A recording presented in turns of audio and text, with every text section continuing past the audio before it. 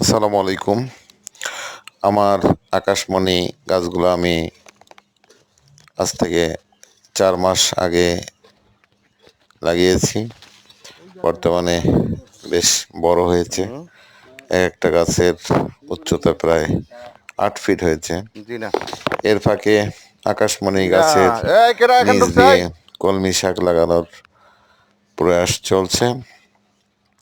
আশা করি আমার প্রায় 1.5 বিঘা জমিতে কলমি শাক হবে ভালো।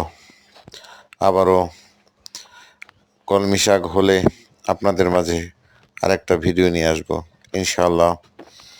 আর এর পরবর্তী ভিডিওতে কলমি শাকের যত্ন নিয়ে আলোচনা করব। সবাই ভালো থাকবেন। আসসালামু আলাইকুম।